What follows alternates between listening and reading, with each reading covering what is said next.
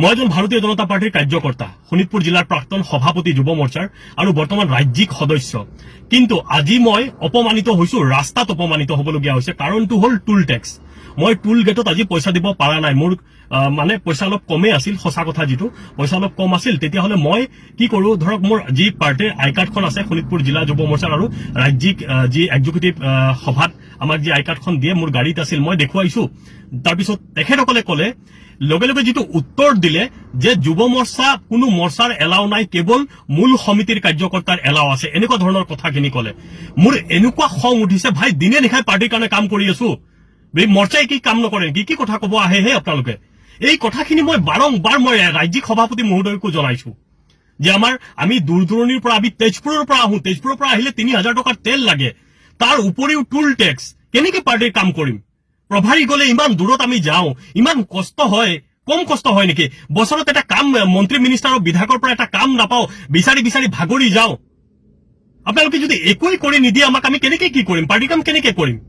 Election কেনেকে জিকে আপোনালোকে জানে নেকি? কেৱল মূল সমিতিৰ মানুহখিনিয়ে কাম কৰিলে ইলেকশ্যন জিকা নহয়।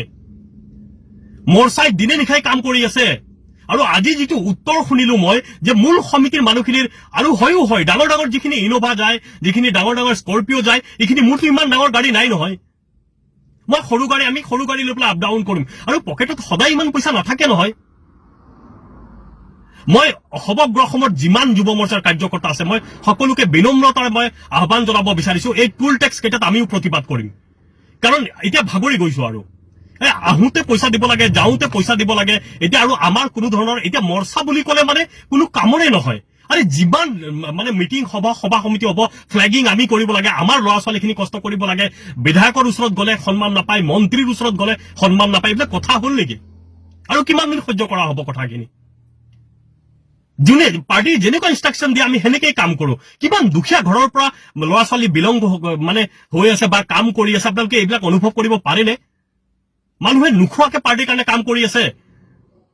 আপোনালোকে কেৱল ইলেকশ্যন জিকাৰ পিছত বাহ লয়, কিন্তু বুথৰ কাৰ্যকৰ্তাই যে মানে তেখেতসকলে কিমান কষ্ট দিনে নিশাই বুথত কৰিবলগীয়া হৈছে, মৰ্চাৰ মানুহখিনি কৰিবলগীয়া হৈছে, যিকোনো মৰ্চা।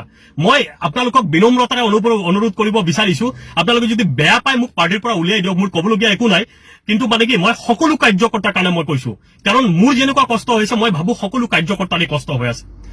আৰু আটাইতকৈ বেয়া লাগিছে, আজিৰ পৰা এসপ্তাহ আগত এগৰাকী আমাৰ সক্ৰিয় কাৰ্যকৰ্তা মৌচুমী ভৰদ্বাজ, আমাৰ ৰাজ্যিক সদস্য, তাই ৰাজ্যিক দায়িত্বত আছে আমাৰ, কোনোবা এজন অসভ্য কাৰ্যকৰ্তাই তাইক বোলে বেয়া শব্দ দি অপমান কৰিছে, আৰু তাই সকলো জ্যেষ্ঠ কাৰ্যকৰ্তাক জনাইছে, কিন্তু কোনো কাৰ্যকৰ্তাক তাই সেই বিষয়টোৰ ওপৰত কোনো ধৰণৰ একশ্যন লোৱা নাই। কিহৰ কাৰণে? আৰে আমিওতো জিলা চলাইছো না। মই যেতিয়া শোণিতপুৰ জিলা চলাইছো, আমাৰ কাৰ্যকৰ্তাৰ ওপৰত এটা শব্দও কোনে ক'ব পৰা নাছিল।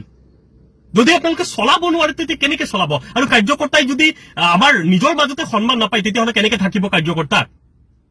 এতিয়াৰ পৰা মই কৈছো, সমগ্ৰ যুৱ মৰ্চাৰ কাৰ্যকৰ্তাই প্ৰতিবাদ কৰিব লাগে। যেতিয়ালৈকে আমি ধৈৰ্য ধৰি আছো, ধৈৰ্য ধৰি থাকিলে এনেকে নহব।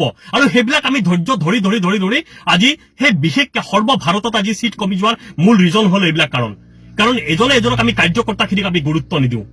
কাৰ্যকৰ্তাক যদি আমি গুৰুত্ব নিদিওঁ, কাৰ্যকৰ্তা কেনেকে থাকিব পাৰ্টিত? মই আজিৰ পৰা টুল টেক্স নিদিওঁ, কাৰণ ইমান কষ্ট কৰি যদি পাৰ্টিৰ কামত আহিবলগীয়া হয়, মোৰ টুল টেক্স ফ্ৰী কৰিব লাগিব। আৰু যদি নহয়, তেতিয়াহ'লে মোক পাৰ্টিৰ পৰা উলিয়াই দিয়ক, মই পাৰ্টিত নাথাকো। আজি ৰাস্তাত অপমানিত হ'বলগীয়া হ'ল। মই মন্ত্ৰী মহোদয়ৰ কথা কৈছো, বিধায়কৰ মহোদয়ৰ কথা কৈছো, আই কাৰ্ড দেখুৱাইছো, তেখেতসকলে কয় আমি মন্ত্ৰী চন্ত্ৰী চিনি নাপাওঁ। আৰে আপোনালোকৰ লাজ নালাগিব পাৰে, মোৰ লাজ লাগিছে, মোৰ বেয়া লাগিছে। আজি এই কথাখিনি মই এনে কোৱা নাই, মই জানো মোৰ ওপৰত একশ্যন হ'ব, কিন্তু কি কৰিম? মই যেনেকে অপমানিত হৈছো, মই ভাবো গোটেই অসমত কাৰ্যকৰ্তা এনেকে অপমানিত হৈছে। আৰু আপোনালোকে ইনষ্ট্ৰাকশ্যন দিয়ক, মন্ত্ৰীকো ইনষ্ট্ৰাকশ্যন দিয়ক, বিধায়কক ইনষ্ট্ৰাকশ্যন দিয়ক, যিখিনি মানে দিনে নিশাই কাম কৰি আছে কাৰ্যকৰ্তাখিনিক, তেখেতসকলক বছৰত 2-3টা কাম দিব লাগিব।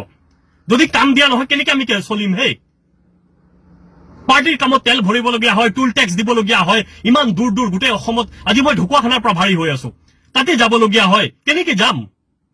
এবাৰ কথাখিনি আপোনালোকে ভাবিছেনে?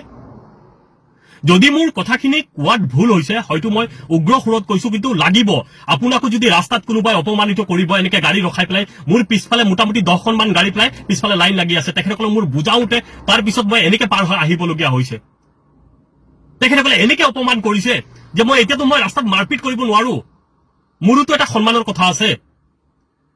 বাৰম্বাৰ মই ৰিকুৱেষ্ট কৰিছো যে মন্ত্ৰীৰ কথা কৈছো কোনো ধৰণৰ, আৰু ৰাজ্যিক সভাপতি যুৱ মৰ্চাৰ সভাপতিকো মই জনাইছিলো কথাটো, কিন্তু কথাখিনি ইমান গুৰুত্ব নহয় আমি যুৱ মৰ্চাৰ কাৰ্যকৰ্তা না সেনেকে হলে কিন্তু পাৰ্টিত কাৰ্যকৰ্তা নাথাকে মই আজিয়ে কৈ দিলো আৰু মই জানো মোৰ ওপৰত একশ্যন হ'ব দিয়ক ৰাস্তাততো অপমান নহম না ভুল হলে মোক ক্ষমা কৰিব